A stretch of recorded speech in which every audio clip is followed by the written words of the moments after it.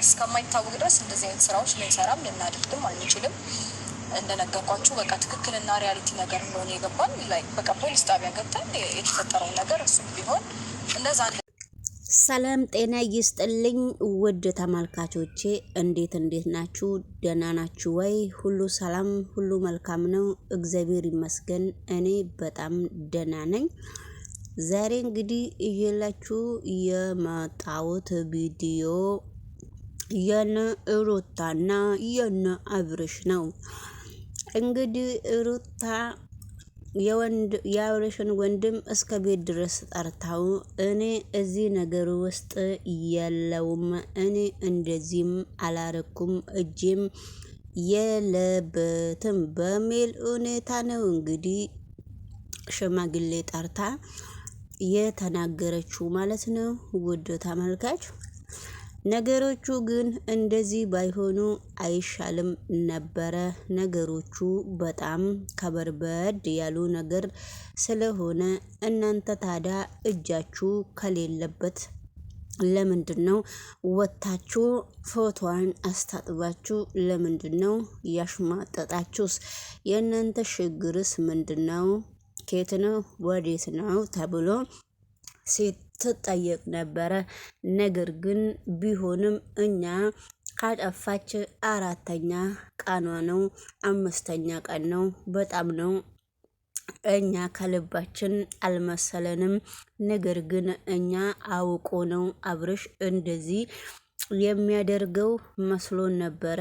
ነገሮቹ ሁሉ እኛ እንዳሰብነው ሳይሆን እግዚአብሔር እንዳሰበው ስለሆነ ብቻ ነው ብላለች ሩታ በጣም እንግዲህ እሷ ብትበድለኝና እሷ በጣም ጥሩ ነገር ባታረግና እኔና እሷ ተደባብረን ብንኖርም እሷ ነች እዚህ ነገር ውስጥም ያስገባቻት ብላችሁ ልታሙኝ አትችሉም። ነገር ግን እኔም ሴት ልጅ እስከሆንኩ ድረስ ከፈለጋችሁ በልጄ እምልላችኋለሁ በሚል እንግዲህ ሁኔታ ሩታ ዛሬ መልስ ከዴት ጋራ ተገናኝተው ዴት ደግሞ እኔን የምታምነኝ ወንድምህ ላይክ ጋይስ ወንድምህ ከሆንኩኝ እንደ ወንድም ካመንከኝ ነገሮቹ ከወደዚህ ነው። ነገሮቹ እኔ ኤፍሬምንና ዳኒንም እስከ እስር ቤት ሁሉ ሄጄ ጠይቃቸው ነበረ። ነገር ግን እንደዚህ ያሉ እኛ ምንም ነገር አውቀን ነው። ፎቶ ግን እንደዛ መስራት የለብንም። እኛ አውቀን ነው እንደዛ እያስመሰል ነው እንጂ ስለዚህ ስንቀልር ነው እንጂ በዚህ አጥፍተናል፣ እኛ ከምር አልመሰለንም። ስለዚህ እንግዲህ ብለው እነሱም በሚችሉበት ቋንቋና በሚችሉበት አንደበታቸው እኔ ለብቻቸው ጠርቻቸው እዛ ፖሊስ ጣቢያ ውስጥ አነጋግሬ ነበረ። ሩታንም ሄጄ አነጋገርኳት። እንግዲህ እኔ ምንም ያደረግኩት ምንም በእሷ ላይ ያሴርኩት ሴራ እስከሌለ ድረስ ምንም አላረኩም። እኔም ሴት ነኝና በልጄ እምልልሃለሁ ብለ ምንም እንደማታቅ በልጇ ነው የማለችልኝ ብሎ እንግዲህ ተናግሯል። ብዙዬም ታዲያ ለምንድን ነው እንደዚህ እያደረጋችሁት? ነውር አይደለም ወይ? እቺ ልጅ ሴት ልጅ ነችና እንዴት እንደዚህ ታረጋላችሁ ብላ ብዙዬም ስትጠይቅ ነበረ። ነገር ግን እኛ የሚያሾፍና የሚያሽሟጠጥ መስሎን ነው እንጂ እኛ ከልባችን ስናሾፍበት ነው እንጂ እኛ ሄርሜላ ስለጠፋች እውነቱን ለመናገር ደስ ብሎን አይደለም፣ በሱ ነው ሙድ እየያዝን ያለ ነው እንጂ ብላ መልስ ስትሰጥ ነበረ። በእርግጥ ታዲያ የጠፋ ሰው ላይ እንዴት ነው እንደዚህ ሙድ የምትሰሩት ብላ ብዙዬ ስትጠይቅ ከተረዳሽኝ እኮ ነግሬሻለሁ። እኛ ደግሞ በአብዛኛው ፖሊስ ጣቢያ በ24 ሰዓት ነው ፖሊስ ጣቢያ የሰው ልጅ ሲጠፋ የሚመለከተው። ግን እነሱ እስከ 5 ቀን ድረስ ዝም ብለው ነው ሄርሜላ ጠፋች ያሉት ነው ያሉት። ነገር ግን እኛ ደግሞ ያሰብነው ነገር የእሷ ቤተሰቦች እና እህትን ወንድም እናት አባት እስካለ ድረስ እነሱ ደግሞ ያፈላልጓታል እንጂ እኔም አይደለውም። ስለዚህ በአብርሽ እኛ አላመንም። ፖሊስ ጋር ሄደን ፖሊስ እስከሚጠይቀን ድረስና እስከምንታሰር ድረስ በዛን ጊዜ ነው እያመነው እንጂ እኛ በፍጹም ምንም ነገር የምናውቀው ነገር የለም ብላ እንግዲህ ወይዘሮ ሩታ መልስ ሰጥታለች። እኔ አንድ ጥያቄ እጠይቃለሁ ብሎ አብርሽ ጥያቄ ሲጠይቅ ነበረ። እኔ እኮ አብርሽ ምንም ቢሆን ኤፍሬምም ወንድምህ ነው፣ ዳኒም ጓደኛህ ነው፣ እኔም የልጅህ እናት ነኝ። እንደዚህ አይነት ነገር ከኔ እንዴት ትጠብቃለህ? ለምንድን ነው እንደዚህ እኔን የምትጠረጥረው? ብላ እንግዲህ ሩታ ስትጠይቅ ነው። የሰው ልጅ በሬ ወለደ ማለት ጥሩ አይደለም። ላም ነው እንጂ የሚወልደው በሬ አይወልድም ብላለች።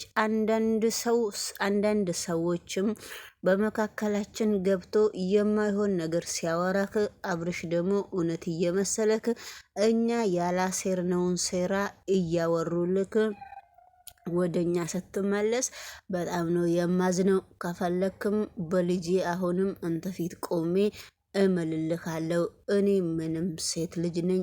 ምንም ነገር በእርግጥ እሷ ብታስከፋኝም እኔ አሁንም በልጄ ነው የምለው ብላ እንግዲህ ለዴትም በልጇ መላልኛለች ብላለች። እንግዲህ እዚህ ጋር ውዱ ተመልካች የሄርሜላ ነገር የሩታ ጠላት የነዳኒ ጠላት መስለው እንግዲህ ልጅቷን ምን እንደዋጣት ወይ ደብቀው ነው እንደዚህ የሆኑ ያሉትስ ወይስ ምንድን ነው ነገሮቹ? እዚህ ግባ የማይባሉ አባባልና ንግግር እያወሩ እስከሆኑ ድረስ እግዚአብሔር ከነሱ ጋራ ይሁን እያን እንግዲህ ቤተሰብ ይሄንን ቪዲዮ ዛሬ ድብለቅለቅ ያለ ቪዲዮ ነውና ላይክ፣ ሰብስክራይብ፣ ሼር እያደረጋችሁ አበረታቱን። እንግዲህ ሄርሜላ ስለ እውነት ከተናገርን እኛ የሶሻል ሚዲያ ሰዎች ናቸውና እኛም አንዳንድ የነሱ ተመልካች ነን ጋይስ። ነገሮቹ እውነት ከሆነ በጣም ያስጠላል፣ በጣም ይደብራል፣ በጣም ያሳዝናል። ምክንያቱም እኔም ሴት ነኝ እንደ ሴትነቴ ማለት ነው። እንደዚህ እንግዲህ ወንድ ቢያንስ እንኳን ጦርነት ሄዶ ሴት በሴት ብንሆን በአንድ ወንድ ላይ እዚህ ደረጃ ሲደርሱ በአንድ የልጅ እናት ላይ እዚህ ደረጃ ሄርሜላ እንግዲህ ስትደርስ በጣም ያሳዝናል። እንግዲህ ውድ ተመልካች እኔ አንድ መልእክት እዚህ ቻናል ላይ አስተላልፋለሁ። ሴቶቹ ለምንድን ነው እንደዚህ በቃ እሳት ልሳችሁ ቁጭ የምትሉት? አንድ ቀንም እኮ የሴት ቢያንስ እንኳን ወጥ ሰርታችሁ ታቀርባላችሁ። እንግዳ ምንድን ነው ታስተናግዳላችሁ። ፖሊሶች፣ ወታደር፣ የሴት ወታደርም እኮ አለች። እና ስለዚህ እንግዲህ ወንድም ሴትም እኮ የኛም ተራ ይደርሳል። እኔ ምን ሆናችሁ ነው አብርሽ ላይ እንደዚህ ተፋይታችሁ ጠፋች ታገተች እስከምትል? ምን ይሄ ልጅ ምን አለው?